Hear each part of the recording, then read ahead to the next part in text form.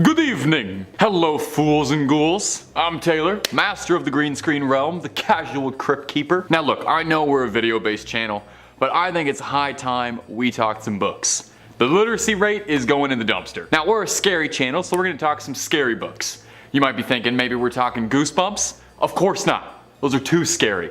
I'm trying to be able to sleep tonight. I'm talking about lesser evils, like cursed ancient tomes with guidelines on how to summon demons, that sort of bedtime reading. Number 5. The Book of the Sacred Magic of Abramelin the Mage. The Book of Abramelin, or more formally, the Book of the Sacred Magic of Abramelin the Mage, is a Jewish magic text that is thought to date back at some point in the 14th or 15th century. Now, it wasn't this initial publication that gave it such a notoriety. There wasn't really a lot of book reviewing going on back then. It was when it was upheld by the 19th and 20th century magicians who made up the Hermetic Order of the Golden Dawn, which kind of sounds like a fake bad guy from an RPG, but is a British secret society dedicated to the practice, research, and upholding of old occult magic ways. Can't be that secret though, because I'm talking about it. One of the founders of the Golden Dawn, one SLM Matters, created the first ever English translation of the book in the 1890s, drawing from a 17th century French translation. Mathers' translation became the definite magic text of the 19th century, eventually helping inspire Aleister Crowley, the legendary occultist and fixture of one of the best Ozzy Osbourne songs ever. There's all kinds of spells and magic inside the text. Some highlights include spells on how to conjure someone into a donkey, summon a monkey to do your bidding, how to bring forth spirits to fetch you goods. The key point in the text, however, is an epic multi-month ritual that, if performed correctly, will allow the sorcerer to commune with their guardian angel other half. The book posits that everyone's guardian angel is another part of their essence,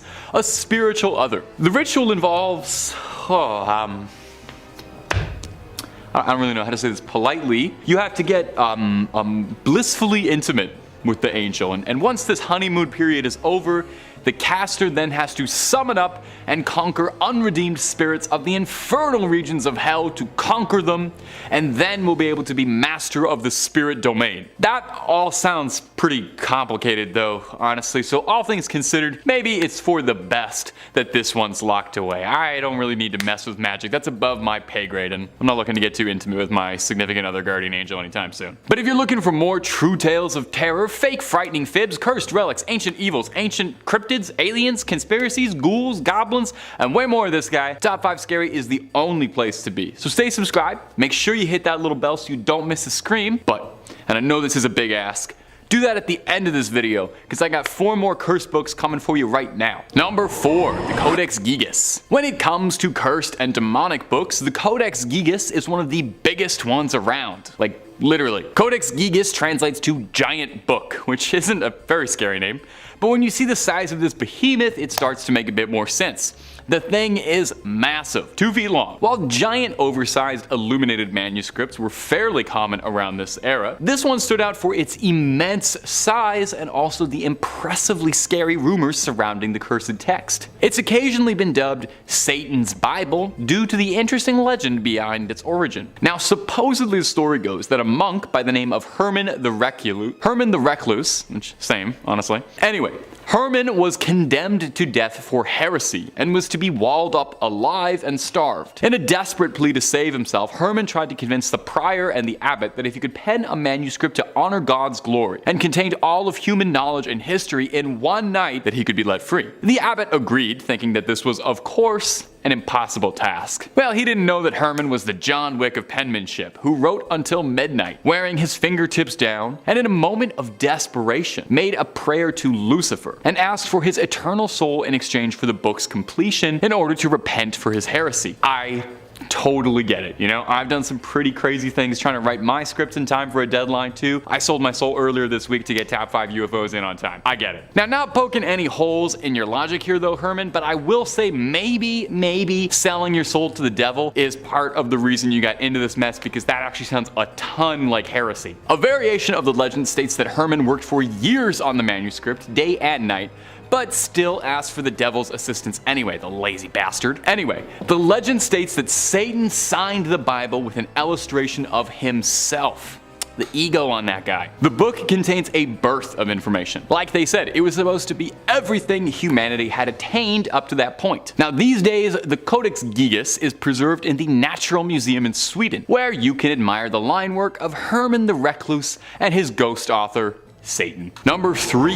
The Grand Grimoire. Our next entry has been formerly referred to as the Gospel of Satan. It's different from Satan's Bible, and is said to be a cursed book whose knowledge had to be sealed away to protect humanity. So this might be the most dangerous book ever published after Hop on Pop. The Grand Grimoire was said to have been penned by a priest in the 16th century who was possessed by a litany of demons who compelled the man to put their knowledge to paper. Acting as a scribe for the demons, the man wrote everything they knew about dark incantations, spells, instructions on how to cast rituals, how to bind a demon to make it do your bidding. Wait, a demon wrote this book? A demon gave instructions about how it wants to be bound to a human and serve humans? That's a freaky little demon. That's not all though. There's a step-by-step recipe for a little necromancy if you're down to dabble in some dark arts and make some bones dance to your rhythm. The book really covers all the fun stuff you've been told not to do. Now it's not all brimstone and hellfire too. There's rituals on how to manipulate your luck, how to conduct a seance, and I think this is adorable. But there's even ways to make people love you in the book. Now, a little dating tip from your friends at Top 5 Scary. I will say, if you need a demon's help to make them like you, that might not be the most successful relationship, but you do you, don't let me get in the way. Now, if all of this is sounding pretty appealing, and I don't blame you, because it all does sound really cool, just know that the book is considered high treason. Even so much as cracking the spine is considered equivalent to selling your soul, so maybe hold off on that Amazon order for a bit. Besides, because of the book's cursed reputation, the original copy is said to be locked away in the Vatican's famous secret archives, and no matter how many times you ask, they're not gonna let you look at it, even if you say you just want to take a quick little peek at the illustrations. I know, so unfair. Ugh, I don't even have any late fees. Let me take the book out. Number 2, the Untitled Grimoires. You think a book with a name is scary? Imagine a book without a name. Coming up next on our list of haunted nighttime reading is the Untitled Grimoires. It was so scary they couldn't even deign to give it a name. The books are said to originate from a Wiccan high priestess named Persephone Adarasta Irene, who has one of the coolest names I've ever heard.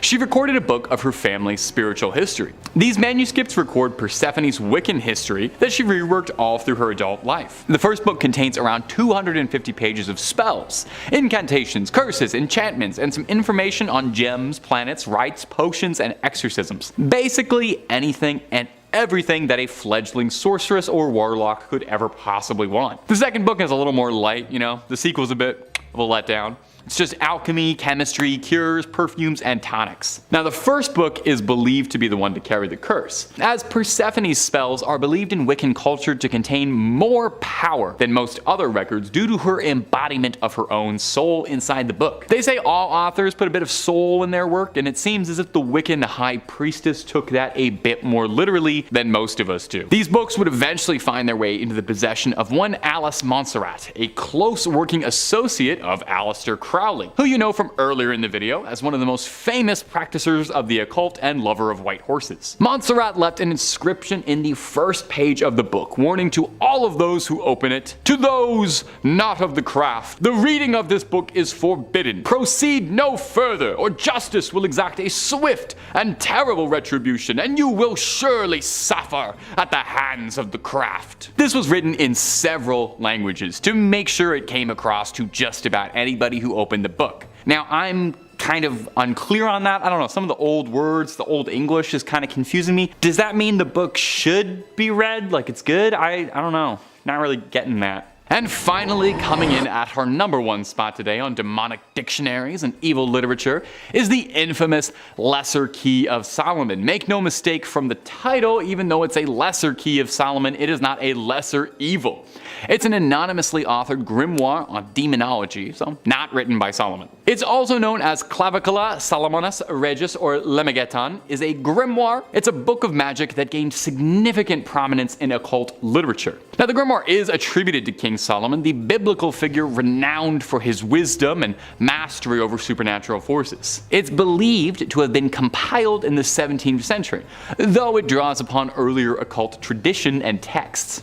The Lesser Key consists of several sections, or books, each focusing on a different aspect of magic and summoning. The most well-known is the Ars Goetia, which represents descriptions and instructions for evoking 72 demons or spirits, each with its own unique powers and abilities, kind of like Pokemon. These demons are said to be bound by King Solomon and can be summoned and controlled by skilled practitioners. Other sections of the Lesser Key of Solomon includes fan favorites like the Ars Theurgia Goetia, Ars Paulina, Ars Almadel, and Ars Notoria. These sections delve into topics such as angelic invocations, the use of talismans and amulets, and rituals for obtaining divine knowledge and wisdom. Now, the Grimoire has had a profound influence on various occult and magical traditions, including ceremonial magic, demonology, and the practice of spirit conjuration. It's been studied and referenced by countless practitioners, scholars, and scary YouTubers throughout history. Now, goes without saying, this is a potentially dangerous text. The act of summoning and working with entities described in the Grimoire is not for the faint of heart, and really should be saved for those with a bit of spiritual expertise under their wizard hat. In conclusion, significant Grimoire, very, very scary. I'm probably going to leave it closed for now. Number 5. Slaw. Our first entry on this list is something called a slaw, which manifests as a bird, predominantly something like a raven or a crow. We all know corvids are the scariest classification of bird there is. It's Celtic in nature, which means almost certainly I am pronouncing that name wrong. It's probably something more like shra. They can take many forms, but prefer to do their hunting while donning the form of a corvid. What do they hunt exactly? Your soul. Your decaying soul, to be precise. These spirits seek out the dying, the weak, and stalk them, waiting like little carrion eaters. Not to worry, they also seek out the living too, waiting for the perfect time to strike. It's said that they seek out those who are experiencing heartbreak or intense emotional pain, so keep yourself in good spirits, I guess, lest you be attacked by the demon crows. The best way to avoid them, I can't believe this is what it said, but I looked it up, is to keep your windows and doors shut. Because, they are birds. Stay inside and never say their name. Well, I probably should have read that part first, I guess. Sorry. Lore says that these demons were considered so evil and heinous that they were actually banned from hell. Imagine that. I did not even know that was a possibility. I thought hell was kind of where you kept all the most cruel spirits, but I didn't know you could be too hardcore for it. Love the image of Satan looking up at these birds and being like, "Get out! Scat, you!" These creatures come from ancient Irish folklore, where they were first thought to be dark spirits, or just plain old evil entities. But as the years went by, slowly the narrative shifted that these birds were the souls of sinners and damned cast out of hell. In the early 1900s, these creatures were sometimes attributed to mysterious deaths around Europe, predominantly Ireland and Scotland. It was said that when petty criminals and ne'er-do-wells would turn up dead inexplicably, it was the handiwork of these birds. These birds, I got scared to say their name. I don't want to mess with it. I'm just going to keep calling them these birds. These birds wait until your last tender moments on this earth, and when your soul is at its weakest, they swoop in and swallow your soul. What happens to a soul consumed by them? Well, I'm glad you asked. You become part of the flock, doomed to fly with them for the rest of time, feeding on other lost souls. But if spending eternity flying with a bunch of haunted ravens doesn't sound like your deal, I don't blame you. Why not spend eternity with the top 5 scary gang, and click through on the videos and watch forever and ever. Or maybe just an hour here and there. Toss a subscribe too while you're at it. Number 4. Jyinki. If you're familiar with the story of the Wendigo, and no doubt if you're watching Top 5 Scary, you're familiar with the story of the Wendigo because I can't go 3 minutes without shouting about the Wendigo, this spirit is very similar. It's sort of the Japanese Buddhist answer to it.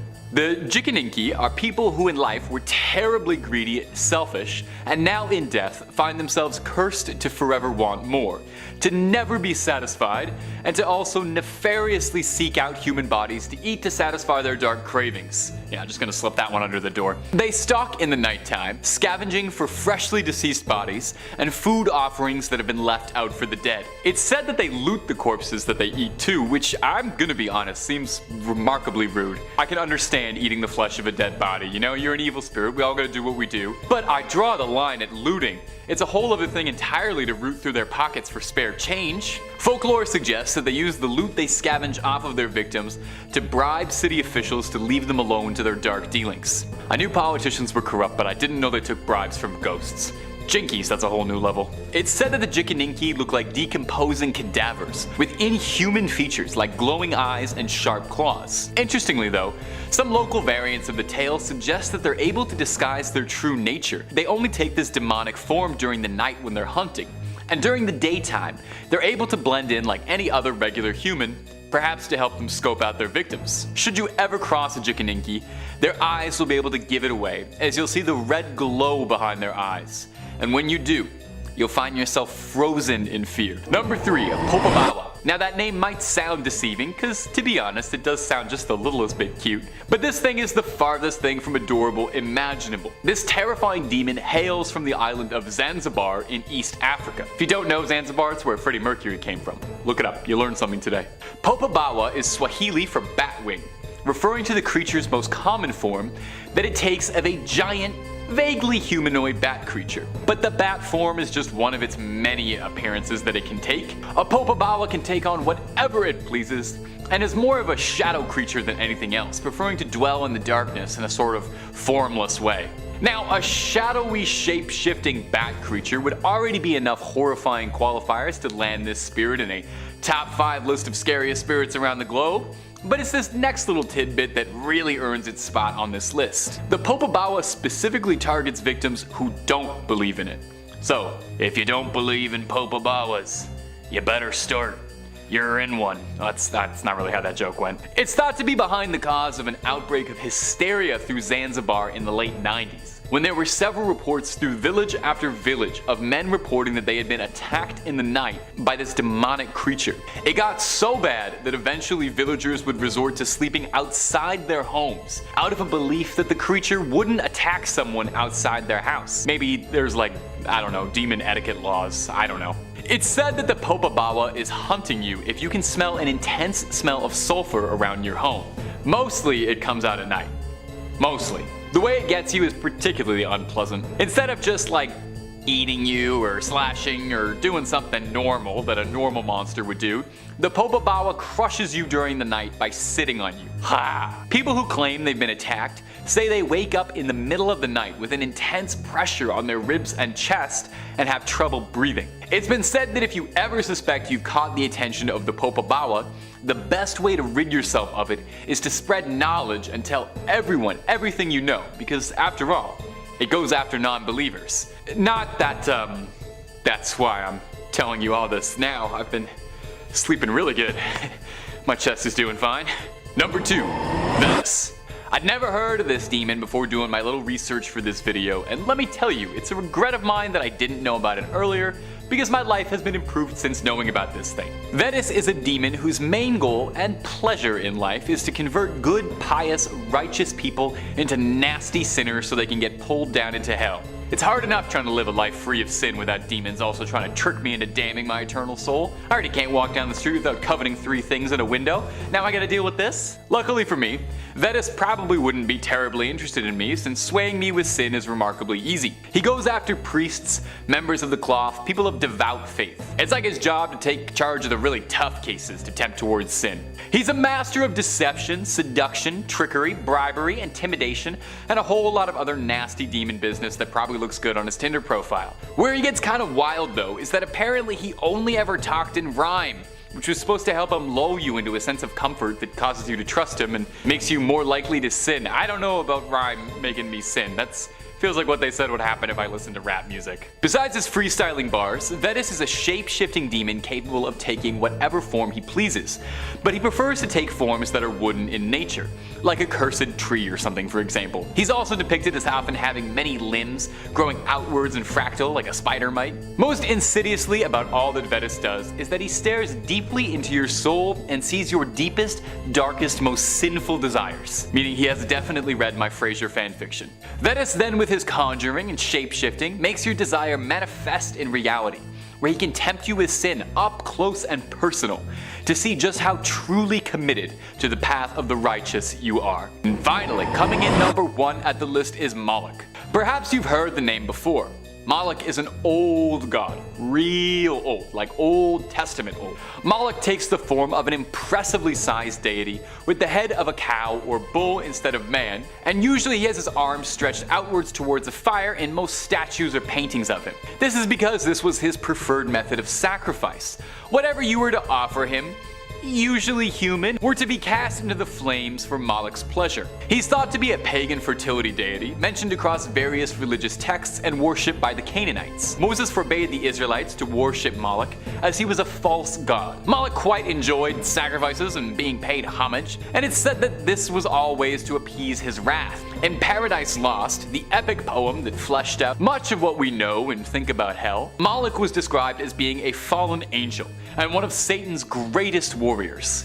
This depiction paints him as a bloodthirsty soldier of hell who is eager to spur a war against heaven's forces, and he is worshipped as a deity specifically to anger God above.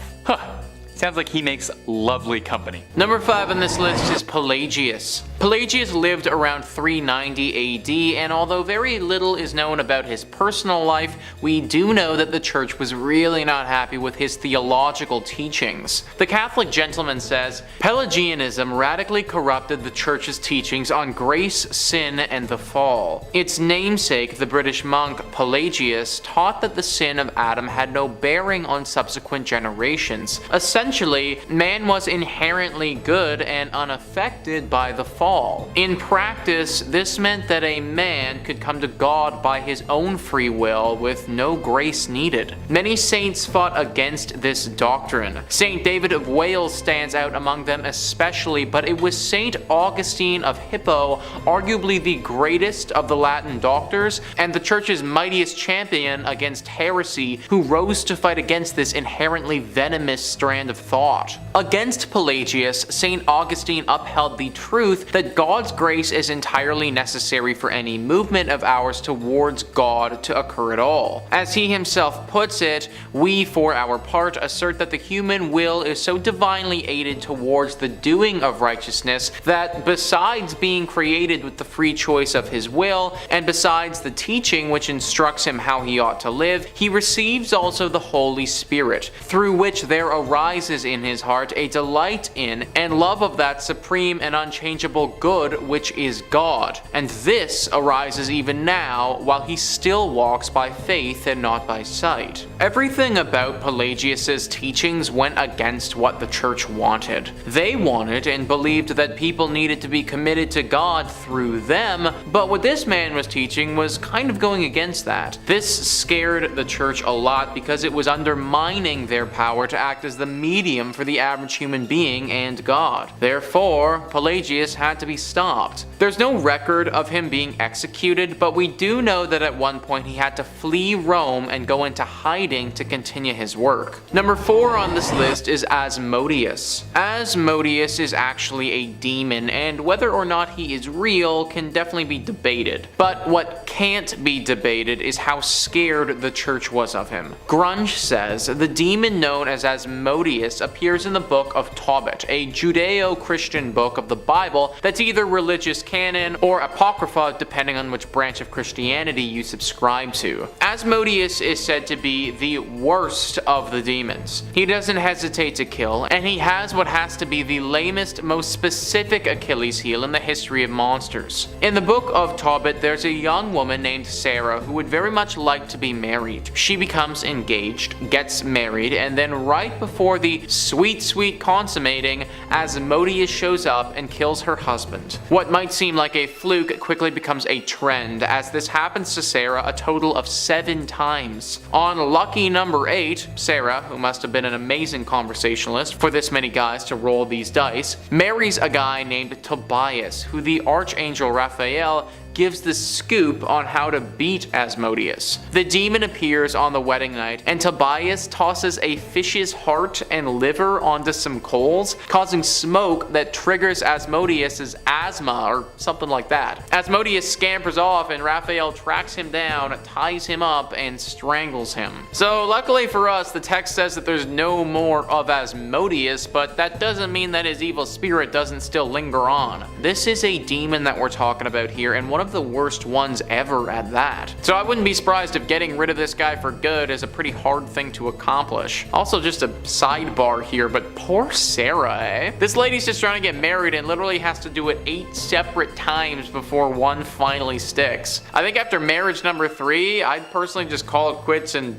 get a puppy or something. Number 3 on this list is Belbub, another demon who is probably one of the most famous religious demons out there. Grunge says, Belbub, a demon with roots in old Philistine religions. His name comes up in the Bible a few times in the Gospels of Matthew and Luke, and he may be a stand-in for Satan, but another translation of Belbub is Lord of the Flies. John Milton's theory, described in Paradise Lost, is that he's a lieutenant of hell, second in power only to Satan, which is what folks in the industry refer to as Resume Gold. The starring role of Belbub's career is probably his part in the Salem witch trials, in which he was blamed for inhabiting the bodies of the accused. For anyone riding the fence on whether or not there was any real justice to be had there, it's worth looking at the writings of Cotton Mather, a Puritan minister in the area at the time. In his work of Belbub and his plot, Mather wrote that there is a devil in a thing doubted by none but such as are under the influences of the devil.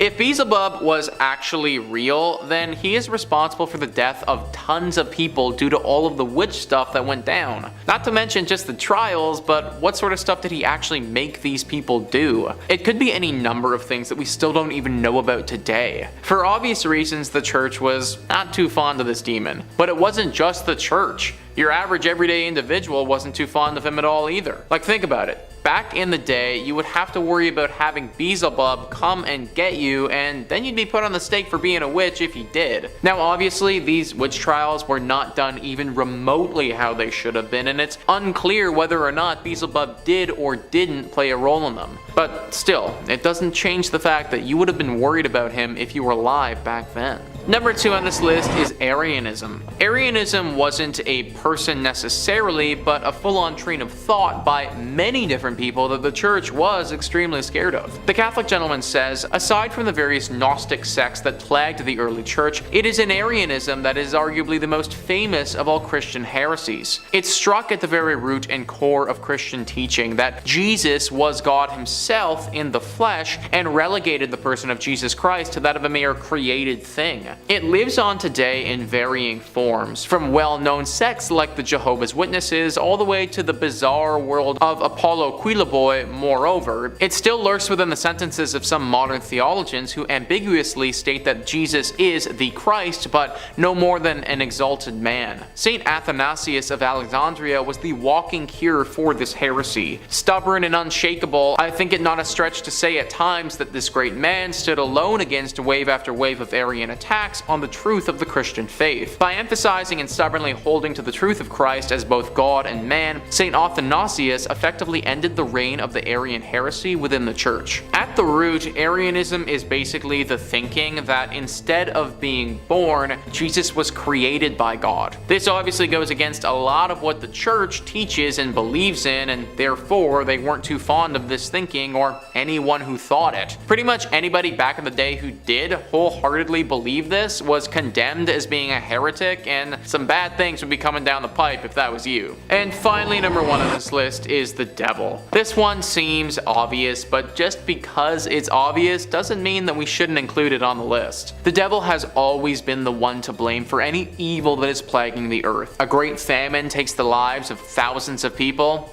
The devil did it. Someone loses their minds and kills a bunch of people. They must have been taken over by the devil. My coupon for 20% off on Hot Wings expired a week ago. Must have been the devil. Obviously, everyone was scared of the devil if he came for them. The church was scared of it, and the average person was scared of it. What is really interesting to me, though, is that the devil, even though he is horribly scary, is actually necessary to religion and the church. Without a devil, the only person to blame for anything bad happening would be God. The guy who's supposed to look out for us all the time would actually be the one doing all of the nasty things that happen to us as well, well as all of the good things. Therefore, if we wish to believe that God is good and has our best intentions at heart, we sort of need to have a devil around to take the blame for all this stuff. It's just interesting to think that without the devil, one might be able to argue that we are the most scared of God. Not sure how I feel about that, but a cool thought experiment nonetheless. Number 5 on this list is the farm demon. Most of the time we look at these photos and they're typically pretty old, captured 100 years ago and often chalked up as being a double exposure error or something like that. I don't think that can be said for the farm demon though. Stephen Wagner writes, "This amazing photo was taken by photographer and graphic designer Neil Sandbach in 2008. Neil was photographing some scenic shots at a farm in England as part of a project for wedding stationery. The couple planned to have their wedding ceremony held there later. Neil was astonished when he examined the digital photo on his computer. There, as if peeking around a corner at him, is a ghostly white, almost glowing figure of what looks like a child. Neil says he's quite sure that there was no one there at the time. There's further corroboration that this is a true ghost photo. Neil had shown the couple the anomalous photo, and before the wedding they asked the staff at the farm if they'd ever seen any spooky experiences there before. They didn't mention Neil's photo. Indeed, they admitted that the figure of a young boy dressed in white night clothes had been seen on several occasions around the barn. So it looks as if this barn is haunted by some type of demon child, and Neil just happened to get lucky enough and capture it on camera. I think what's really scary about this though is that they had no idea it was there while they were staying at the farm, meaning that this demon child would have been stalking Neil the whole time. And what's even crazier than that is that this couple literally continued with the wedding. Like, scenery and all that quaint stuff is important, but a demon child running around the grounds? That's definitely a no-go wedding spot for me. Number 4 on this list is the demon pilot. In 1987, Mrs. Sayer and some of her closest friends were visiting Fleet Air Arms Station at Yeovilton, Somerset in England. As is customary with places that have a bunch of airplanes, you gotta take a photo of you inside of one as if you're flying it. Mrs. Sayer hopped into a helicopter that had been out of commission for a while, and she got her friends to take a snap of her while she was in it. The picture that came out was not what Mrs. Sayer or any of her pals expected though. When they took a look at the photo a while later, they saw what is a very clear image of a pilot sitting next to her. Actually, claiming that it's a pilot is a bit of a stretch. In truth, it's just a figure with a white shirt on that looks like a man. What this thing's connection to Mrs. Sayer or to the helicopter is anyone's guess. Apparently, when that photo was being taken, even though Mrs. Sayer had a bright smile on her face, she wasn't feeling so hot. In fact, she was feeling rather scared and anxious. She had no idea why at the time, and it was a passing feeling that went away after a few minutes, but just an overwhelming feeling of anxiety while she was there. To this day, nobody knows what this apparition is, what it's doing there, or what could have caused it to appear. Number 3 on this list is the Pink Lady. In Greencastle, Indiana, there's a massive mansion called the O'Hara Mansion. The pictures in question are by a man named Guy Winters who was investigating said mansion several years ago. This mansion is abandoned and has been for some time, and the locals like to keep it that way. Apparently, they have believed for quite some time that some sort of demonic entity lives there and watches over the grounds. It's thought that trespassing on them could endanger your life. This didn't deter Guy Winters and his friend Terry, who wanted to find out for themselves if there really was some sort of evil presence here. They went into the mansion and stayed there for several days and nights with cameras documenting everything. What they found was the Pink Lady, a vaporous pink demon that Guy Winters was able to snap on photograph. Apparently, as is with most of this demon photography, Guy didn't actually see the apparition in real life, but it was only noticed after the picture was developed. This apparition definitely looks like something evil if you ask me. It almost looks like a demon witch, if that's even a thing, but certainly something that has the intention of possessing you or consuming your soul. This picture went along with a bunch of weird occurrences at this place too. Apparently the two boys were perpetually on edge and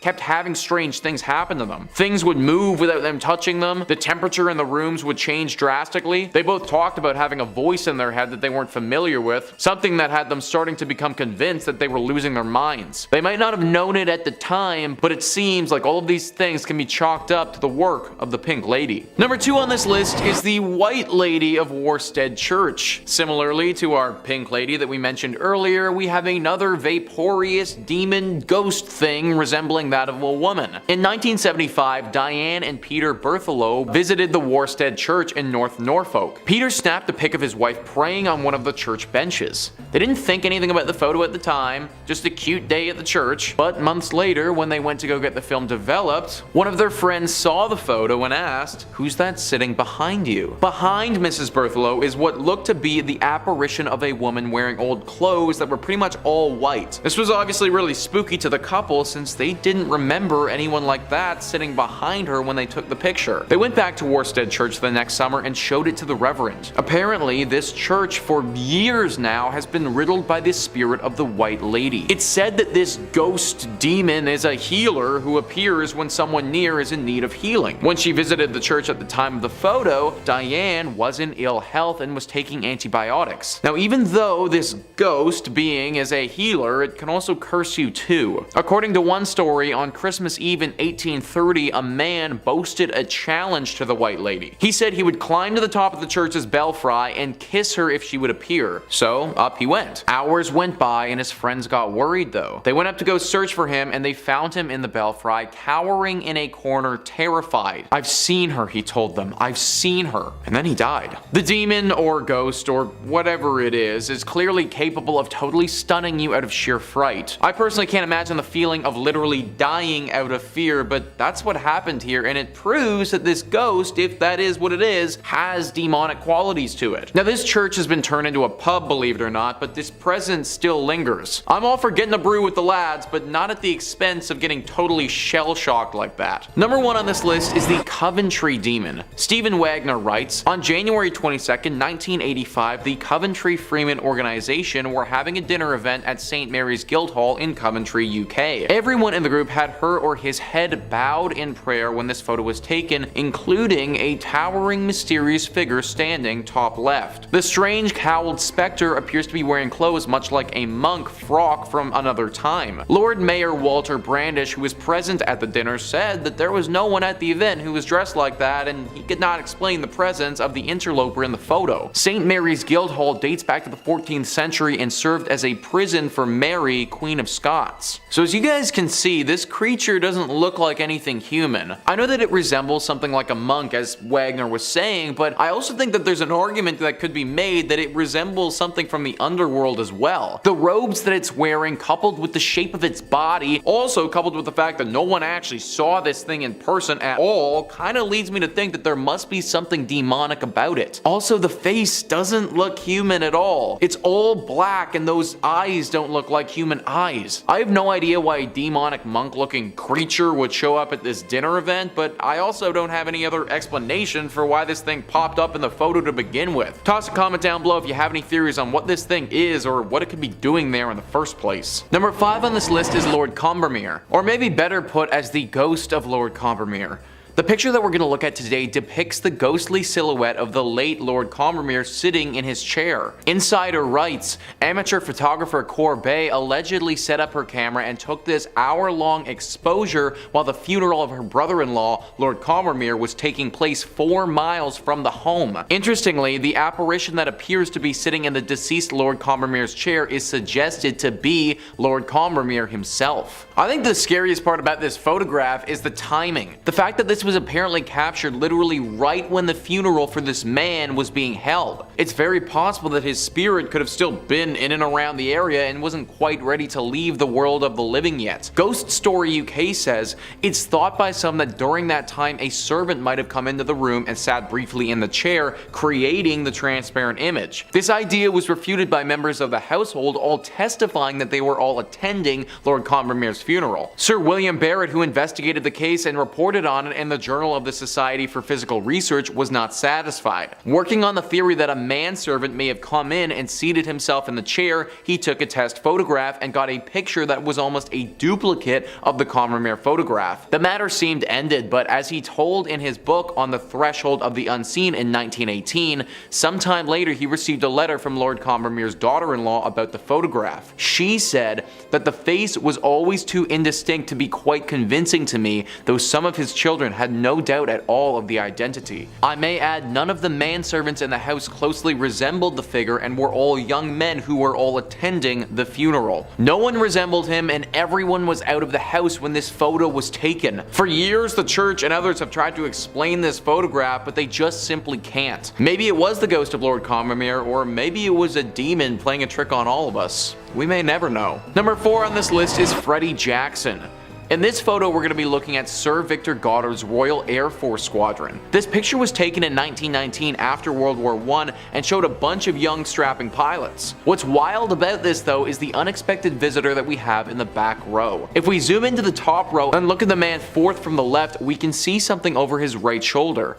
An apparition of sorts that resembles a human face. After people started taking note of this and examined it, those who had worked with the squadron identified that face as Freddy Jackson. Freddy Jackson was a mechanic with this squadron for a while, but the crazy part is that he had died in a propeller accident several days earlier. Similarly to Lord Grimoire, the day that this picture was taken was the day of his funeral. Maybe his ghost showed up because he was pissed all his friends were taking pictures and not paying their respects. But seriously though, how on earth do you explain a photo like that with tons of other people in it? It's impossible for it to have been staged, and it's clear that there's something there. Hopefully Freddy was able to find peace after his impromptu photo bomb. Number 3 on this list is the couple's demon. William Hope was a paranormal investigator who lived from 1863 to 1933. During that time, he was responsible for capturing a wide array of spiritual photographs which showcase ghosts and demons. Now, after evaluating some of his work, I think it's fair to assume that some of it is doctored. I'm not sure how one man would have been able to capture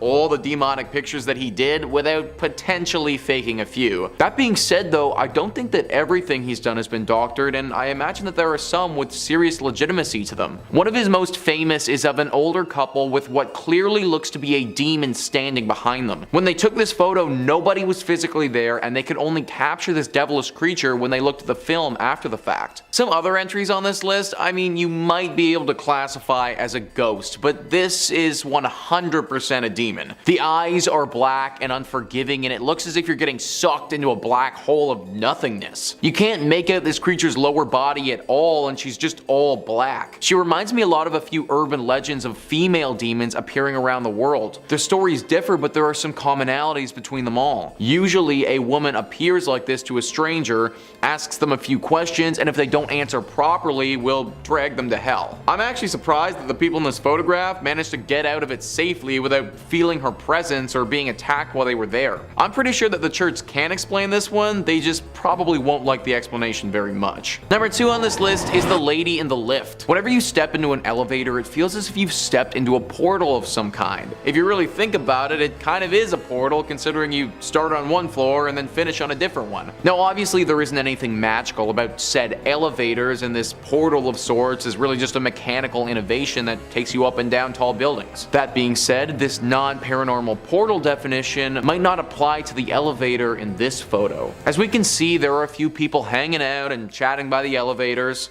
This was a picture captured by a doctor in a hospital in Bolivia. The elevator in the right of the image decided to open all by itself though. The group didn't think anything of it at the time, but when they looked back, noticed something fairly unsettling. The apparition of a woman is clearly standing in the elevator, staring right at them. No one knows who this woman is, but it's clear that she's either a ghost or a demon. Elevators have always seemed to have a connection to ghostly apparitions for whatever reason. Maybe it's because they do give off the sensation of being a portal, but there are a lot of stories connected to elevators and hauntings. This photo actually reminds me a lot of a haunted place in Austria. A young girl was at a university residence during Christmas. She was pretty much the only one who stayed there and didn't go home for the holidays.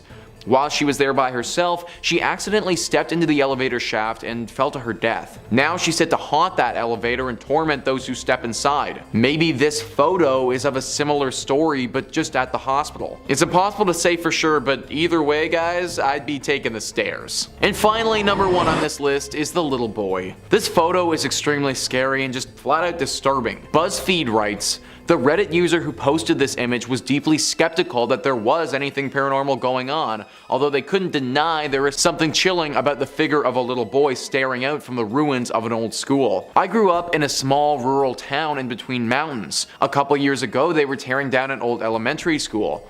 A guy my mom knew went in and took pics with his cell phone.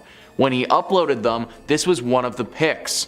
I don't believe in stuff like this at all. I just really don't know how to explain it since it was a cell phone pic, and I'm pretty sure that no one in my podunk hometown knows how to make fake pics. So maybe he doesn't know how, but I know how to explain it. You're in the ruins of an old school, and those ruins are haunted by the demon of a young boy. Sometimes the simplest answers are the right ones, and this to me looks like an example of that. This little dude 100% looks possessed, and you can't even really make out his legs. Nor can you actually see his arms either, for that matter. Kind of difficult to make up a logical explanation for a kid with no arms and no legs floating in the middle of an abandoned school. Also, side note, but can you imagine being the one to take this picture? Like, you turn a corner and you see that dude and your first thought is, I'm gonna pull out my phone and take a picture of this kid. Like, if that's me, I am straight up running out of that thing and we're burning that building hot. Coming in at number 5, we have Oror Church in France. Located in central France, a few miles from Limoges lies a now abandoned town called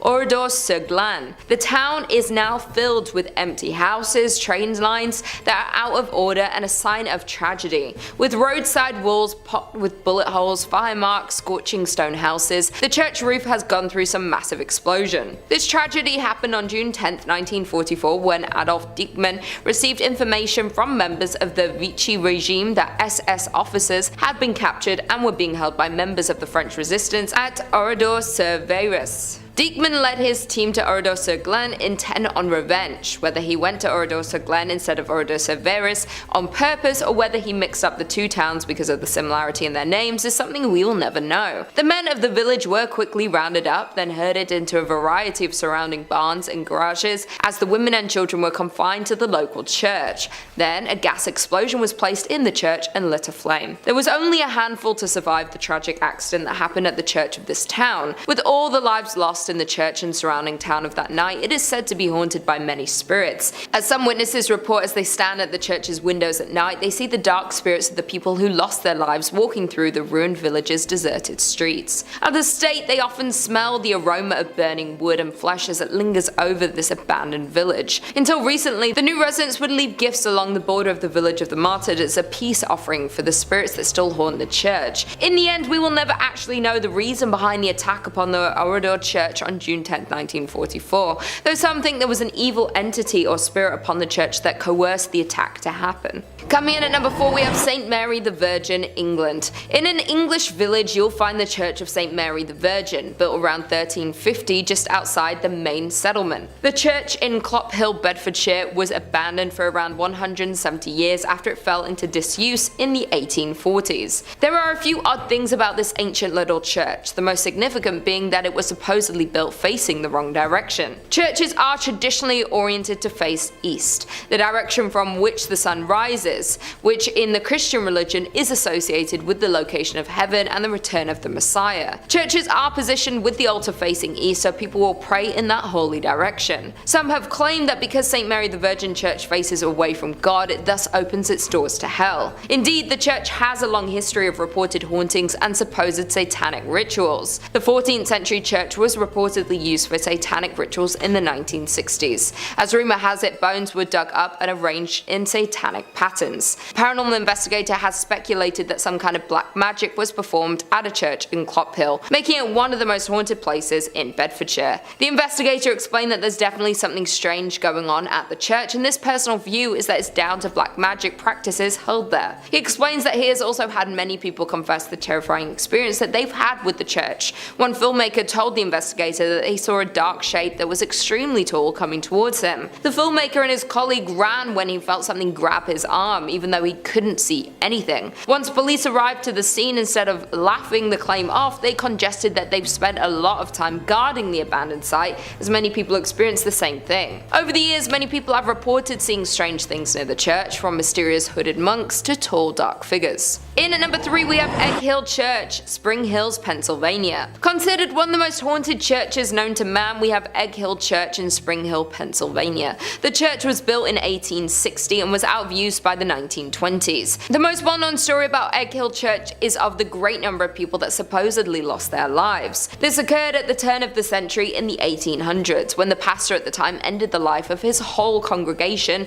by poison and kept them in the nearby woods. Other stories say that the pastor only ended the life of the people of the parish. He reportedly would end their lives one by one under the mysterious circumstances and got away with it, until the day that he would be discovered, where he would end his own life in the church. Some who have been to the church say they have seen drawings of pentagrams and goats appear on the walls and ceilings, written by some unknown entity. Others say that from outside the church you can hear strange noises coming from the inside when the church is locked up and supposedly empty. Some claim the sounds are similar to children's voices. Therefore, there is no doubt that this haunted church has the potential to be cursed by the devil. In at number 2 we have Aquad Episcopal Church in Virginia. This church is said to be one of the most haunted churches in Virginia. Legend says that the church and the church graveyard, which has graves dating back to 1738, are both home to paranormal activity that has taken place for over 200 years. Even the early years of the church being opened were marked with tragedy. In the mid-18th century, a woman was hiding from a group of men within the church's walls and lost her life. Even more upsetting was the fact that she was not discovered until years later, when the church reopened after the Revolutionary War. No one knows exactly the details of the loss, yet there have been several claims of paranormal activity since. Her hair just as blonde as the day she lost her life. At that time, the church had lost funding due to the Revolutionary War, and that might have been the reason why no one discovered her body until later. Moreover, it's been said that blood stains from the murder remained on the floorboards for nearly 100 years, till it was replaced altogether with concrete. Many ghost stories worked their way through the community after the skeleton was discovered. Many parishioners refused to set foot in the church after dark. In the 1900s, people decided to seek evidence of hauntings for themselves. Many returned with chilling tales of having encountered an unfriendly presence. Built before the Civil War, this church is reportedly visited by the ghost of a soldier killed during the conflict. The most haunted part of the building is the church tower. Others claim that the reason for the haunting involves a young woman who was murdered there. The eerie lights and unexplained sounds are reason enough to stay away after dark. Even today, there is plenty of paranormal activity associated with the church grounds. Many visitors have reported hearing footsteps running through the graveyard, accompanied by the sound of a violent struggle. Others claim to see the figure of a young golden-haired woman peering from the balcony window. With all the tragedies and loss of lives that happen within the walls of this church, not to mention the paranormal activity, it's safe to assume that there is some evil spirits and energy cursing the church. And finally, in at number 1 we have St. Columkille, Ontario. Dating back to 1855, St. Columkille Church was founded and located in the hamlet of Uptergrove. The original frame church was torn down and the present brick edifice was constructed in 1905. This structure sits on a hill far back from the road and can easily be viewed when driving on Highway 12 east from Aurelia. The ghost stories have been spreading since over 100 years ago, classifying the church was haunted, and these tales have been circulated ever since. Today, the church is deemed haunted by some local residents and visitors. There have been many reports of ghost sightings, shadowy figures that will suddenly appear, creaking doors, and eerie music that will play randomly from the organ. There have also been numerous reports of shadowy sightings of a figure wearing a black hat that floats through the choir area, creating chills for those who had observed it. Mysterious candlelight has been seen flickering from the windows on stormy nights. Many believe the spirit responsible is that of a former priest who, according to legend, pledged to complete a specific number of sermons, though he lost his life before he was able to attain that number. Now some churchgoers say he is returning to fulfill that promise. In 5th, we have the Most Holy Trinity Church in New York,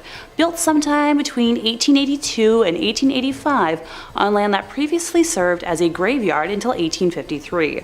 According to local rumors, not all of the bodies residing there were exhumed from the graveyard, and the spirits of those left behind still inhabit the grounds to this day. The church property covers an entire city block, and it is said that there are false closets leading to bricked-up doorways, tunnels, and random sub-basements throughout the church and convent. There are also mysterious passageways on the upper levels of the church, where legend says only priests are able to enter. The church's rectory was built in 1872 by its second pastor, Monsignor Michael May, who later passed in his room on the second floor. Priests who live in the rectory have used that space for mainly a guest room ever since, as no one has ever been willing to live in it on an ongoing basis. Guests have experienced lights being switched off and on, hearing strange noises, and the sound of a person walking back and forth while trying to sleep. Phantom footsteps have also been heard on the staircases in the building, and dogs who were once kept as pets in the rectory would stare in a trance-like state down the basement stairs, as well as into the dining room when the building got cold. In 1897, a parish bell ringer named George Stell's life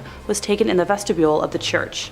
Though there was a suspect in the case, a former parishioner who would later be executed for an unrelated ending of life, no one was ever convicted of the crime.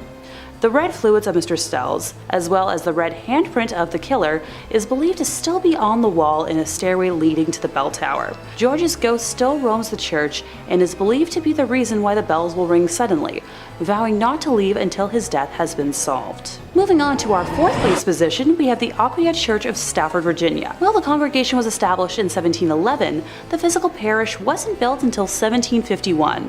It was a gorgeous brick building built on a peaceful hilltop with a 2-story crucifix floor plan, which otherwise known as a cruciform, which was considered a rather unusual style for colonial churches. Aquia was built to replace 2 earlier sites of the Overwharton parish, which were constructed around 1680. The inside of the church burned down in 1754 and was not rebuilt until 1757. It was then shut down from the Revolutionary War until the Civil War due to lack of funding, before reopening as a stable, campsite, and hospital for Union forces. It was during this closure that a young blonde woman was traveling the dark country roads, rural Stafford County, when a group of highwaymen accosted her. This time period was full of exasperated uncertainty from the war, and with it a severe lack of resources, food, and money. Men would wait hidden on the side of roads to steal the valuables from people walking or riding by their hiding spots. She ran from the men to the sanctuary of the church, but was only able to hide for a little while before they broke inside and ended her life. Her body was hidden in the tower, and the men were never caught. It wasn't until after the Revolutionary War ended in 1775 and the church was ready to reopen for services that what was left of her was discovered. A skeleton with golden blonde hair that was as intact as if she had been freshly slain. The red fluid that spilled on the floor from her death was impossible to remove. Despite using every trick known to man, the stains remained in the tower for well over 100 years, until during a modern renovation when the redness was covered up by concrete. With the facility still being in use today, members of the church have mentioned hearing footsteps walking around at all hours of the day and will break into a frantic run around the church at night, but no one is there. Noises can be heard in the empty tower, with some saying it sounds like a struggle, others describing a groan, whistle, or even a call for help. Many have also mentioned seeing a transparent woman in the church's windows, on the balcony, or even in the graveyard, dubbing her Blonde Beth after the hair of the skeleton. In the 1900s, brave people would try to stay overnight at the church, but were chased away by what they described as an unfriendly presence. A custodian working in the graveyard saw a ghostly woman's face floating above the graves, while another man saw a woman smiling at him through the balcony windows before she vanished. In the middle of this creepy sandwich, in third place, we're taking a closer look at St. Mary the Virgin, located on the outskirts of Clophill, England. Originally built facing the west sometime around the year 1350, it's believed to have been erected on top of a leper hospital run by monks. I'd like to take a moment to note that it was built in the quote-unquote wrong direction, with churches traditionally facing east, the direction from which the sun rises, which is associated with the location of heaven and the return of the Messiah in Christian religion. Altars inside of these holy buildings would face in the eastbound direction for prayers. Some have claimed that because St. Mary the Virgin faces away from God, it thus opens its doors to hell, and ergo responsible for the tale I'm about to tell. The building was abandoned in 1848 when the rector at the time made the decision to have a new church built, instead of expanding the previous one, which was much needed due to the rapidly growing congregation. Old St. Mary's, as was dubbed by the locals, was then primarily used as a mortuary chapel, holding bodies before they were buried in the adjacent cemetery. By the 1950s, St. Mary's had become so run down that it could no longer fulfill that use, with just the outdoor walls and tower remaining. In March 1963, the tomb of an 18th century apothecary's wife was broken into, and the bones were arranged ritualistically in the middle of the church. And once again, on Midsummer's Eve of 1969, multiple women's graves were broken into, with bones being removed and rearranged once more. While the specific individuals involved in these acts were never identified, the arrangements found resembled those used in black mass rituals performed by satanic groups at the time. After the first incident in 1963, a rare decision was made to rehollow, or in in more simple terms, re-blessed the altar that was left in the building in a failed attempt to protect the building from evil. Later that year, Reverend Harold Colthurst reported stumbling upon a group of men in the building that were in the midst of a mysterious ritual, being quoted as saying that the men were trying to communicate with evil spirits, chanting some sort of mumbo-jumbo. They were definitely in league with the devil. Modern-day visitors to the now landmark have reported seeing a plethora of ghostly figures during the day and nighttime, faint lights moving about before vanishing mysteriously, along with reports of a chilly and oppressive atmosphere even during warm days. In second place, we're visiting l'Abbaye de Mortimer, or Mortimer Abbey. It was originally built in 1134 on land gifted by King Henry I. The stagnant water of the drainage lake, which was dug out by the monks to dry up the marshy land, was called Mortimer, or the Dead Pond, giving the monastery its name. Totally not ominous or anything. The monks constructed what was then one of the largest monasteries in the world on said land. The legend says that after the passing of his only son, King Henry wanted to reform his daughter Matilda and had her locked in a room in the abbey for 5 years. The anger and hate she felt from being sent away and isolated stained and seeped into the walls of the monastery, cursing it for eternity.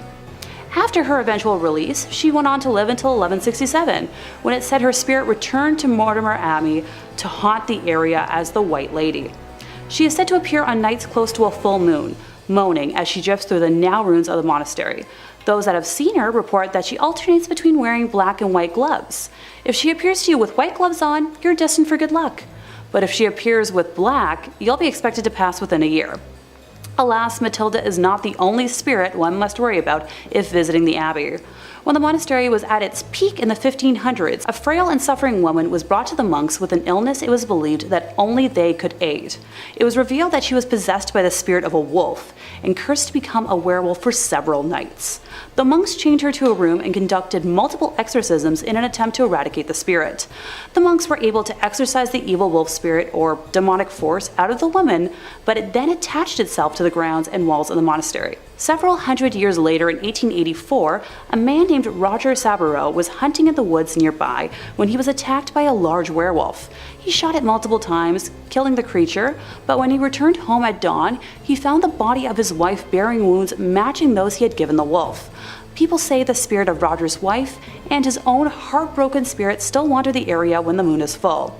The abbey was exorcised by the church in 1921, but still remains haunted to this day. And coming in first place, we have the Abbey of the Black Hag, locally known as Monasterngallagduff. Please don't curse me for my pronunciation. St. Catherine's Abbey, or simply as Old Abbey. It's located roughly 2 miles east of the village of Shanagolden, in the townland of Old Abbey. Gee, can you tell where it got its name? One of the earliest recorded nunneries in Ireland, with its first official record being around 1298, it was built on land donated by John Fitzthomas, and has the typical layout for abbeys of its time, with a dining hall, cells, isolated meditation areas, and other rooms still able to be identified amongst the ruins today. During the 15th century, there was a major battle for supremacy in the area between the Earl Fitzgerald and the prestigious Butler family, of which the Earldom of Ormond belonged. It got to such an extent that the local bishop was known to pray for peace between the families at masses. During one of the nightly attacks, Earl Fitzgerald attempted to get his wife to safety, but as he was pulling her onto his horse, an arrow pierced her thigh, shattering the bone and spraying red bodily fluids. As he rode on, the Countess appeared to have succumbed to her injury, leading the Earl to seek sanctuary at St. Catherine's. The heartbroken man was certain his wife had passed, so he swiftly buried her beneath the altar and continued elsewhere to find safety. As the night went on, the nuns and residents began to hear hair-raising screams and made the decision to rebury the Countess in hopes of bringing her peace. When they dug up the body, they discovered her fingers were broken and her nails had been torn off.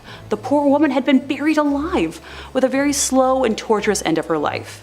To this day, it is believed that the Countess has been unable to find peace and continues to scream in anguish, waiting for her husband to save her from a fate truly worse than death. Moving slightly ahead in time, we come to the Black Nun herself.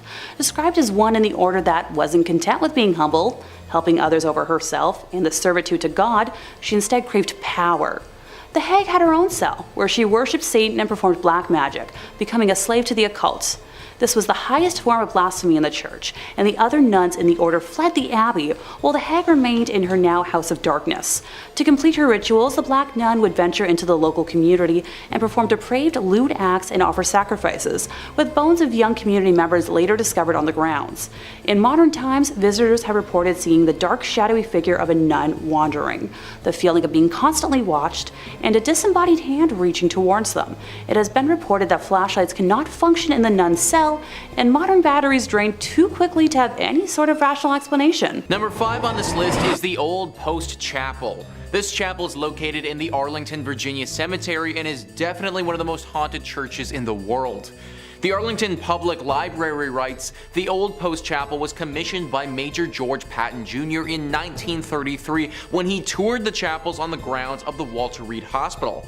Patton told Post Commander Colonel Kenyon Joyce that the new chapel should combine the functions of a principal chapel with those of a mortuary chapel in one building.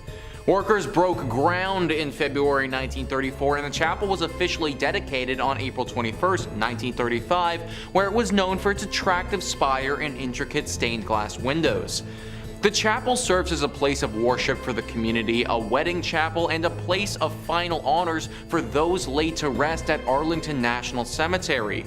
Many fallen service members have lain in wait in the Old Post Chapel for their final trip, and it's allowed family members to grieve in private. So it's unsurprising that many active duty service members have reported hearing disembodied voices and footsteps in the chapel when they've been there alone. Locked doors have unlocked themselves and opened on their own.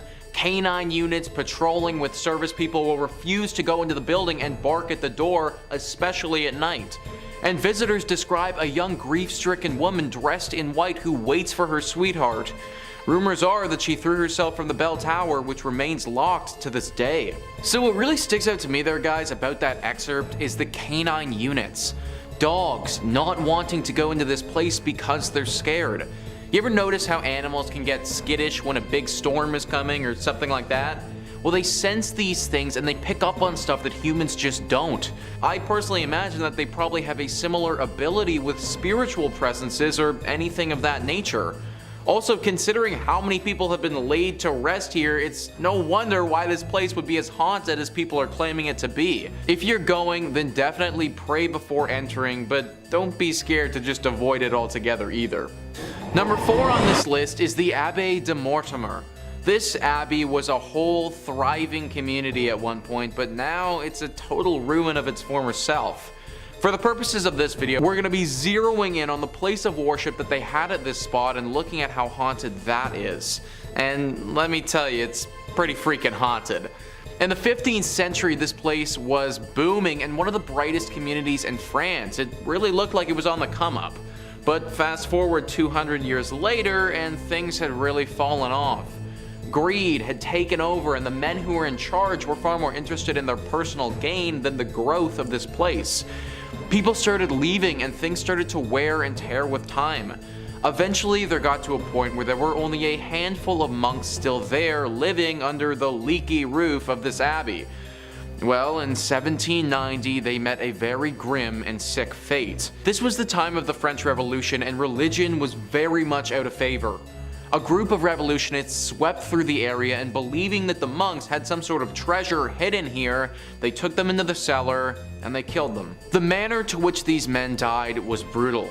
Because of this, it's believed that their spirit still clings to the ruins of this place. Future owners of this location had many run-ins with ghosts and even had to perform some exorcisms in their time being there. There have also been reports of werewolves and other demonic creatures here.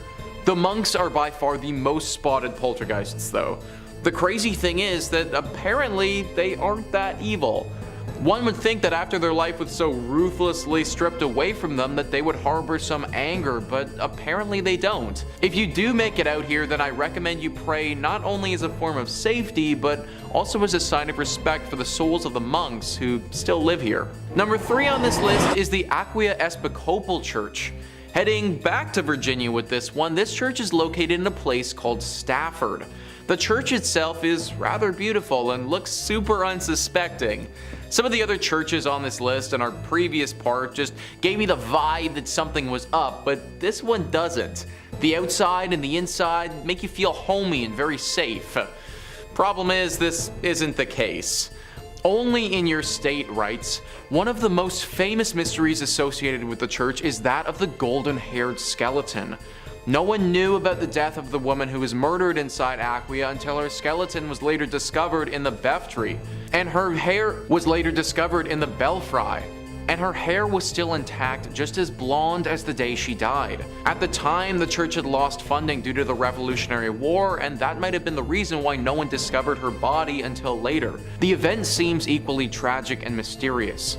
It's been said that bloodstains from the murder remained on the floorboard for nearly 100 years until it was replaced altogether with concrete.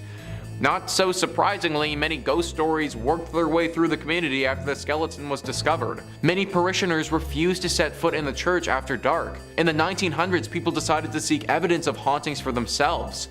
Many returned with chilling tales of having encountered an unfriendly presence. Even today, there's plenty of paranormal activity associated with the church grounds. Many visitors have reported hearing footsteps running through the graveyard accompanied by the sound of a violent struggle. Others claim to see the figure of a young golden-haired woman peering from the balcony window. So clearly this church has got a pretty dark history to it. It's said that the skeleton that was found was of a woman who was murdered by some men prior to the Revolutionary War. The church then closed for the war and reopened after it, so her body would have been stuck here decomposing for probably decades. It's no wonder that her soul hung on to this place and refused to let go. It's honestly really very sad if you ask me, because from all the reports that I read, her ghost isn't evil, it's just a lonely one. It's clear by the way she holds herself that she doesn't want to be stuck in this purgatory place, she just is. Similar to our monks, you should pray as a sign of respect before entering this church if you do ever go. Number 2 on this list is the Borley Rectory. This is sometimes referred to as the most haunted place in all of England, so it definitely deserves a spot on our list. The Rectory, which for those who don't know is a Church of England, was built in 1863. For a bit over 50 years, nothing out of the ordinary or spectacular happened here. It was just a normal rectory. The horror stories didn't take place until 1929. A journalist named V.C. Wall was with a photographer in the woods nearby the rectory taking pictures one evening when they saw the weirdest thing. Apparently from the outside, the rectory looked as if it had a light on within it, but the second that you walked inside, that light disappeared. This phenomenon baffled both of the men, and they thought that something paranormal might be happening. Wall also reportedly said that he saw a nun that evening, or what looked to be the ghost of a nun, walking in the garden. After they told people about this story, some ghost hunters came forward and provided an explanation. Back in the 1300s, there was a monastery here. At this monastery, a monk had a relationship with a nun. This was found out and resulted in deadly punishment for both people. The nun got it particularly bad though, because she was bricked up alive in the convent walls and left there to die. The story from V.C. Wall brought this place to the public's attention, but apparently ghost stories have been told here from long before as well. Sightings of paranormal creatures have been seen and talked about dating back before the rectory was even built on this land. Clearly this whole area is just inherently cursed, and this rectory just happens to be built on it. Strange rapping sounds, bells ringing, objects moving and flying around without anybody touching them. These are all very common sightings at the Borley Rectory. The ghost of this nun is also a regular character here, making herself known to newcomers quite often. If you happen to get really lucky, then you may also see a ghost coach with 2 horses and a headless coachman. Maybe lucky is kind of the wrong word to use here, but this sighting is a lot rarer and doesn't come out to everybody. Either way, the Borley Rectory is way too haunted and should probably just be avoided at all costs. And finally, number 1 on this list is St. Paul's Episcopal Church. This church and the grounds that it resides on is haunted by a number of different ghouls. It's located in the Florida Keys and has seen many a tragedy in its days. Whether it be a hurricane, a great fire, or other natural disasters, this church has pretty much been through it all. Ghosts and Gravestones writes, the most well-known haunt of St. Paul's Church Cemetery is that of a man in 19th century attire who appears as a flimsy white vapor. Many believe that it's the spirit of Fleming himself who seems upset. Is it because his gravesite was disturbed so many times throughout the years by all the reconstructions? Nobody knows for sure, but his apparition has startled many. Another spirit that seems to roam the graveyard is a sea captain who appears to take great pleasure in frightening visitors. And beware of the ghost of a man who was legendary for driving the pirates out of Key West. His spirit is angry and ready to taunt, and those who've encountered his apparition say that even on a day when the weather is calm, violent winds come rushing through a tree that sits right next to his grave. John Fleming, the ghost that they talk about there, was the initial owner of this land and died on the property.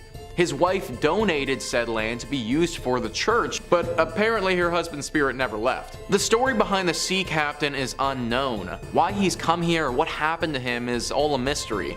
One thing is for sure though, he is a very dangerous ghost, and many visitors have reported being assaulted and terrified by him. This is definitely one of those churches that I would again avoid altogether, but if you do go, then make sure you say a prayer before entering. Number 5. St. Clair's fingernails and her hair. Now, some people say that fingernails and hair continue to grow after the body passes away. This is commonly repeated, but actually not true, because rather it's the skin around the fingernails retracting that gives the illusion that the fingernails are still growing. I thought I would just toss in a totally unrelated fun fact you can use at a party. These fingernails aren't growing at all, because they're not attached to anybody, and they're kept in a glass box alongside some of St. Clair's wonderful curls, like the world's worst and possibly stinkiest time capsule. Now, St. Clair was often overshadowed by her more famous mentor, Francis of Assisi, but St. Clair was her own woman, accomplished in her own right. She founded her own order of nuns, the Poor Clares. Inspired by Francis's teachings when she was a teenager, she renounced the world and founded an order based on the ideals of extreme poverty and contemplation. I should probably look into this order because being extremely broke and contemplating being extremely broke is about 99% of what I do. The order spread popularity, and houses of Poor Clares were established far away from her home convent in Assisi. Now, it's said that part of what made St. Clair's decision to give up the worldly life so inspiring was that not only was she blessed to be born into a family of great wealth, but oh va-va-voom, St. Clair was a real stunner. Now, you know, the depictions we have to work with may not look like much, but they called her the first Jenner for her luscious lips and flowing locks. As proof of her devotion, Francis trimmed her beautiful extravagant hair as a physical manifestation of rejecting her former vain existence. As you can see, I'm not quite there yet. I'm still quite happy with my vain, disgusting hair. Now, someone down the line managed to get a hold of St. Clair's hair and fingernails. Maybe they were just sweeping the barber room floor. These treasures, for lack of a better word, were kept and encased in a reliquary at the basilica named in her honor. This also contains a rock crystal flask with her fingernails. Really not sure why anyone felt they needed to keep that. I'm not sure how holy these are, but hey, I'm not a saint or a bishop or a pope or any of that stuff. I'm just a YouTuber, and I'm barely that even. But if you want to hear more of me narrating some of these strange and peculiar parts of the big globe we share, Top 5 Scary is the place to be. We got a little something for everyone. So make sure you click on through, like this video, subscribe, and hit that little bell, and we can keep on bringing you screams every single day, twice a day, and then some. But do that at the end of this video, okay? We got way more weird Catholic relics coming up for you. Number 4, papal hearts. You know, they say some people wear their hearts on their sleeves, and some people collect 22 hearts in marble urns inside a beautiful reliquary. We all have our hobbies. We all collect things. Just make sure those hearts are still in their original packaging, otherwise, you know, they're totally worthless. Well, these aren't just regular old hearts. These are the hearts of 22 former popes. Obviously they're former popes if their hearts are, obviously. At the Church of Santi Vincenzo e Anastasio a Trivia. Oof, that's a mouthful. We're not saying that again. You can find the sealed hearts of 22 popes in marble urns for all to appreciate. The popes are listed to the left of the altar, with the oldest coming in all the way from the 15th century with Sixtus V to the fresh and still beating heart of Leo XIII in 1903. Now, this custom of separating a pope's organs from the corpse sounds a bit strange, or a bit Egyptian, like they might mummify them. And then this process was called praecordia, and was done to prevent decay while funeral arrangements were made, and just to test a little bit if they were worried the Pope was going to reanimate. The tradition started up in the 14th century when it was established that when a Pope passed away, they would be mourned for 9 days. 9 days, with suffrage massages being said each day. They borrowed this little schedule from the Byzantines, who observed deaths of their emperors in a very similar manner, really taking a while off. They took a whole pay period to mourn the loss, and then you dry those tears right up, get back to work. Now, this was all the rage for popes of yesteryear, very trendy, very in fashion. But Pope Pius X in 1914 had a change of heart when he expressly forbade it in his burial and will. He said, "Don't do any of that weird stuff to me." Those were his exact words, if you can believe it. Now since then, his successors have all agreed and have all done the same. But who's to say? I feel this could be coming back in fashion. Pope Francis, how you feeling? You gotta listen to your heart on this one. Number 3, the Holy Souls of Purgatory. Purgatory, in Catholic belief, is kind of like a giant waiting room while the upper management figures out just where exactly they're going to find a good spot that's best for you. Well, that's simplifying it a bit, obviously. The soul is thought to be stranded in purgatory until it atones for its earthly sins, but you can hurry the process up just a little bit if your loved ones back on earth are praying for you. In the back of the Chiesa del Sacro Cuore del Suffragio del Piccolo Museo del Purgatorio, or Museum of the Holy Souls in Purgatory, holds a collection of relics that have been singed by the hands of the souls of those trapped in purgatory. These burned handprints are believed to be the souls trying to communicate that their loved ones need to pray harder. I don't know about you, but I would definitely start praying real hard if burned handprints started showing up in my books, but I would be praying for an exorcist, more likely. Now, this is kind of interesting, and I didn't even know this. Purgatory isn't even mentioned directly in the Bible, but the concept of purgatory dates back to the 11th century. This notion that trapped souls needed to be freed came from a story told to the Abbot Odilo of Cluny by a monk returning from the Holy Land. He told this story about how this ship had been wrecked, that he'd been cast ashore on a mysterious island, and a hermit who lived on the island related his own story of a chasm from which screams of trapped souls and demonic flames rose and ravaged. He told of how the demons would complain about losing souls when your loved ones would pray for their behalf. So November 2nd was established as All Souls Day. Everybody, all the souls. Where it was believed that prayers by the living could help get all of those trapped dead in purgatory loose. You know, it's kind of like that one episode of The Simpsons where the town comes together to get Bart out of the well. It's a similar enough concept, you know. They sang a song, you pray, souls get out, Bart gets out, pretty much one and the same. This particular collection of burned relics in particular, though, was collected when Victor Jouet, the missionary behind the collection, experienced a fire that burned part of the original suffragio, leaving behind a scorched image of a face that he believed was a trapped soul. Now, again, just me personally, but if I saw a face burned into one of my possessions, I would move entirely, call an exorcist, be putting salt circles around my feet for the rest of my life, but I appreciate what he did too. Number 2, the Santa Maria della Concezione crypts. Whew, my Italian is not as good as it should be. Inside the Santa Maria della Concezione crypts, as many as 4,000 friars lie here. Well, lie is probably the wrong word, as they hang here is probably a more accurate description, as these 4,000 bodies are hanging from the rafters, decorating the space of every inch of the church. Now, it might seem a bit grim or beautiful, depending on your twisted point of view. We're a scary channel, I ain't gonna judge you. There's a certain chic to it.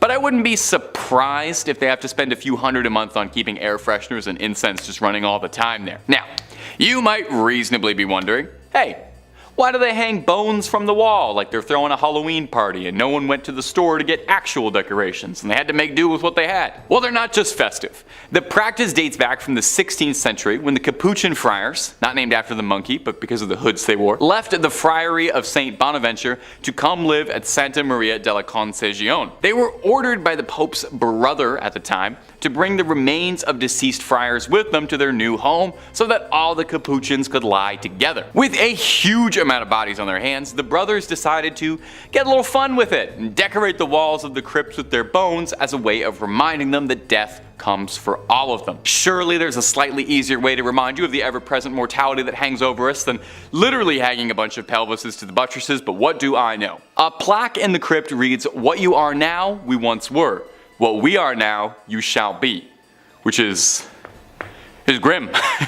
No way around it. The crypt contains a little bit of everything inside you. Crypt of skulls, lovely load of leg bones, and the star of the show is definitely the crypt of pelvises. Oh, make sure you get a photo in there. Make sure you grab a fridge magnet from the Pelvis Room gift shop. And number 1, St. John the Baptist's many heads. They say 2 heads are better than 1, which might be proof of what a great man St. John the Baptist is, because no one can seem to agree how many heads the guy actually had. The saint's head was supposedly brought back from Constantinople in 1206 by the crusader Wallen de Satan, but it seems this happened more than a few times, since 3 different shrines across the globe all claim to have the original head of St. John the Baptist, and no one's able to clear this up anytime soon. St. John was a forerunner of Jesus Christ, and the New Testament says that John was beheaded by Herod around 28 CE as a punishment for criticizing his recent divorce.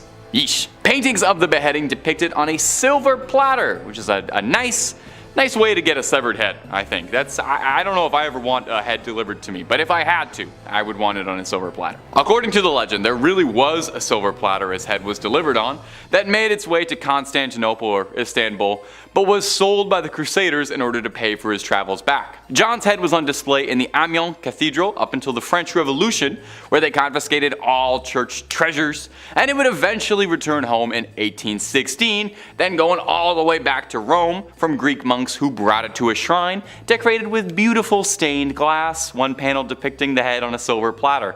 You think you wouldn't want to remember that. Well, here's where the trouble comes in. A German museum in Munich also takes great pride in having St. John's head. The Munich Residence Museum contains a bunch of other holy relics, but their most prized is the alleged St. John's head, although no one really knows how it got there. This skull is wrapped in cloth and heavily interred with gems. Now 2 would be impressive, but St. John's got a crowd worth of heads because he's got 3. His last head can be found in Damascus, Syria in the Umayyad Mosque, one of the oldest and largest mosques in the world. This relic, also not exposed, wrapped in a cloth, and is currently located in a shrine dedicated to the saint. So will the real John the Baptist please stand up? Or do all 3 of these heads actually really belong to him, and he had to be beheaded 3 times for it to take? You know what, don't answer that. I'm not sure if that's something I really want to know. Number 5 on this list is St. Mary's Catholic Church. This is a Catholic church in Nashville, Tennessee that is apparently deeply haunted. World on Fire says there are 3 ghosts rumored to haunt this church and its grounds. One story holds that a priest died during construction of the church. Another story claims that during the Civil War, a Catholic priest serving as a chaplain for the Confederate Army was shot and killed in the church. There's another rumor that the ghost is the spirit of Bishop Richard Pius Miles, the first bishop of Diocese of Nashville, who died in 1860. He was buried in the church basement and supposedly still haunts his old stomping grounds. According to one story from 1937, a pounding at his bedroom door woke up a priest in the rectory, but he could find no one there. After he fell asleep, he was woken up again, this time by a pounding on the headboard of his bed. There was no one in his room, so the awakening was attributed to supernatural causes by superstitious locals. I can't say that I personally would substitute a ghost pounding on my headboard's wake-up call for a regular alarm clock, but hey, whatever gets you out of bed in the morning, right? Nowadays, the 3 ghosts that wander around here are sort of just part of the church and accepted among those who pray and worship here. Apparently these ghosts are relatively calm and won't cause too much trouble other than the occasional midnight stomping, that is. There was, however, one story where the chaplain for the Confederate Army ghost attacked someone. It happened over 50 years ago now, but apparently a woman and her young son were walking past the church and got bombarded by this ghost. They both managed to get out okay, but they were obviously really shaken up. Now, nobody knows why this ghost did this or what the story was, but we think that this woman and her son were descendants of someone who had dealings with him in real life. Potentially their grandfather killed this man or something along those lines. It's all a bit hazy, but the good thing is that's the only group of people his ghost has ever chosen to attack before. Other than that, these ghosts are just relatively annoying, but they shouldn't cause you too much problems if you go here. Number 4 on this list list is the widow. There was a widow who lived in the 20th century who was a very devout Catholic. For some reason, this woman, who we're going to call Ruth, had a very strong connection to the spirits that were in purgatory. Her story goes like this. The first soul Ruth encountered was her departed husband. He had often been impatient during his bout with cancer and had reproached God. One evening, Ruth heard a voice. That happened almost every evening over a long time when she came in from the stable. Then she suddenly recognizes the voice of her husband, but she isn't quite sure yet. Then she kneels down and just prays the rosary. She recommends her husband in particular. Yes, she thinks, he was often rather impatient. Is that perhaps the reason he must still do penance? A few evenings later, she sees a nebulous apparition right in the middle of the room. She takes holy water and prays, "O Lord, give him eternal rest." It makes her very upset, and then she sees her husband. He speaks quietly. "Don't be afraid, Ruth, it's me. I may come here to ask your help. Pray 3 chaplets each day." And then he was gone. So every day she prays 3 chaplets. Each time she adds, "Good God, forgive my husband his impatience when he suffered." After some weeks, her husband stands again in the middle of the room. He looks well. He's friendly and beautiful. She recalls how he was a young man. He says nothing. He only looks at her so grateful and full of love. Then she asks him, "How are you, Jacob?"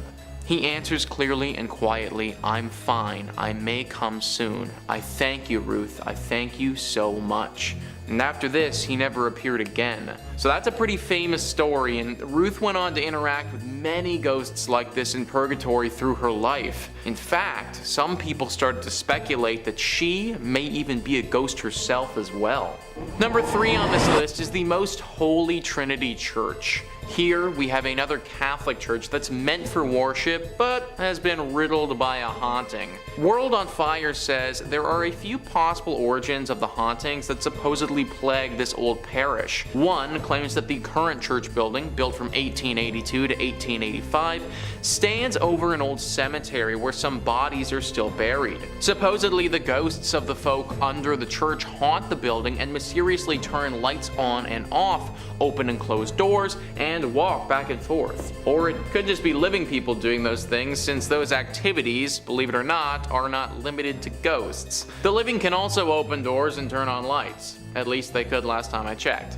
Or maybe I'm a ghost and I don't even know it. Anyways, another source of the ghost legend is that one of the first pastors of the church, Monsignor Michael May, passed away in his bedroom and continues to haunt the church grounds. Apparently, visitors hear mysterious steps at all hours of the night, and dogs have been known to stare as if in a trance at the stairs and dining room of the rectory. In all honesty, dogs staring at things, definitely not indisputable ghostly evidence. I mean, I've seen dogs do some weird stuff before, so I don't think that we can prove anything beyond a reasonable doubt based on their activities. However, it is very important to note nonetheless, whenever a big storm is coming, watch what your animals do. I bet that they'll go and hide or act differently right before a massive thunderstorm or a tornado or something. Us humans, we don't even notice it, we don't sense it at all, but they definitely will. This sort of weird sense, it also translates to ghosts as well, so maybe the dog really is seeing something from the afterlife at this church. Number 2 on this list is Annalise Michel. This is a very sad story where there may not ever have been any ghosts involved, but they sure thought that there was. Wikipedia says when Michelle was 16, she experienced a seizure and was diagnosed with psychosis caused by temporal lobe epilepsy. Shortly thereafter, she was diagnosed with depression and was treated by a psychiatric hospital. By the time she was 20, she had become intolerant of various religious objects and began to hear voices. Her condition worsened despite medication, and she became suicidal, also displaying other symptoms for which she took medication as well. After the taking of psychiatric medications for 5 years failed to improve her symptoms, Michelle and her family became convinced that she was possessed by a demon. As a result, her family appealed to the Catholic Church for an exorcism. While rejected at first, true priests got permission from the local bishop in 1975. The priests began conducting exorcism sessions, and the parents stopped consulting doctors. Anneliese Michel stopped eating food and died of malnourishment and dehydration after 67 exorcism sessions. Michel's parents and the 2 Roman Catholic priests were found guilty of negligent homicide and were sentenced to 6 months in jail as well as a fine. This might not be the most terrifying of all of the ghost stories on here, considering the only real ghost involved was the fear that everybody had to begin with. Poor Anneliese would have went through absolute agony in her final days when there probably wasn't any paranormal activity to even begin with. And finally, number 1 on this list is St. Rita's Church. Several decades ago, there was one heck of a ghostly interaction that went down at this church. World on Fire says, on All Souls Day in the early 1960s, St. Rita's Parish had a ghostly visitation. More than a dozen parishioners had gathered there to pray when sometime in the early evening the organ began to play by itself. Suddenly, 6 robed monks appeared, 3 wearing black and 3 wearing white. The parishioners attempted to flee, but they found the doors of the church were locked. The phantom monks moved towards the parishioners while the organ continued its dirge. Finally, the vision faded as a disembodied voice whispered, "Pray for us." So next time you see a ghost, it probably just wants to ask you a favor and hopefully not kill you. All they were asking for was a little prayer, which I think everyone would have been more than happy to indulge with at that time. Of course, having a bunch of ghost monks show up out of nowhere, lock all of the doors and keep you in there, that's pretty terrifying. Everyone is still very wary around St. Rita's Church in case these monks ever do come back.